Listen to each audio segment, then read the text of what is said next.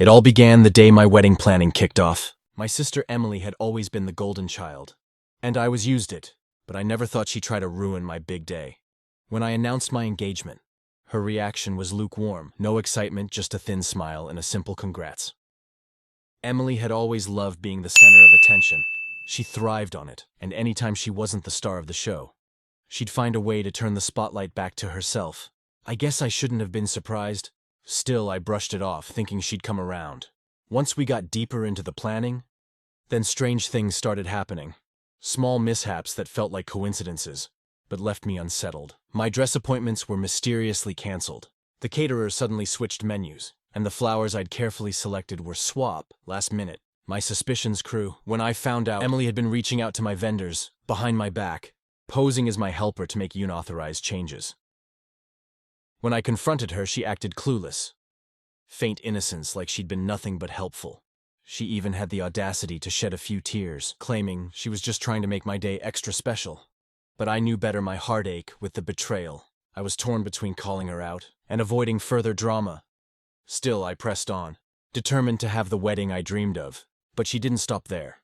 She wore a white dress to my wedding, practically stealing every ounce of attention as she worked the room with her big, dazzling smile. The final straw is her drunken speech, where she rambled on and on about our childhood, making everything about yourself. I held back tears as she stumbled through her words, barely mentioning me or my husband.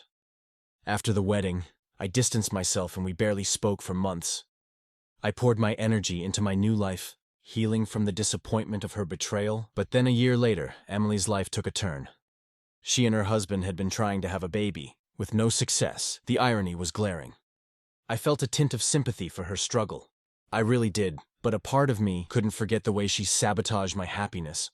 She reached out wanting support, but every conversation felt strained, like she was trying to shift her grief onto me, hoping I'd forget the past. As the months went by, Emily's desperation to have a child-only grew. She started calling me more frequently, sometimes just to vent about her struggles. And at first, I listened, hoping this could be a chance for us to rebuild some kind of sisterly bond. But every conversation felt one-sided. It was always about her pain, her frustration, with no thought for anyone else. When I shared news about my life, she barely reacted, as if nothing mattered unless it was directly related to her own problems. I couldn't help but feel the old bitterness bubble up, remembering how she'd overshadowed my wedding. Yet here she was, expecting me to be her rock without so much as an apology for her past behavior. One day, after a particularly draining call, I decided to take a step back. I needed space. I didn't want to be caught up in Emily's emotional spiral. While she never acknowledged how much her actions had hurt me, I tried to explain this to her, gently told her I was here for her, but needed some boundaries. She didn't take it well. Her response was instant. She accused me of being unsupportive, selfish even, as if my own feelings didn't matter, as if I order my empathy without question. I hung up feeling more alone than ever. Emily was my sister, but it was clear we had drifted so far apart that neither of us could see each other's pain anymore. Weeks passed and then months, and I learned she was still struggling with fertility treatments, but now she was barely speaking to me. I'd hoped maybe she'd come around, realize that my need for boundaries didn't mean I didn't care, but that conversation never came. She isolated herself from me entirely. It hurt, and it hurt deeply. I've lost my sister twice now, once at my own wedding, and now as she retreated into her own pain.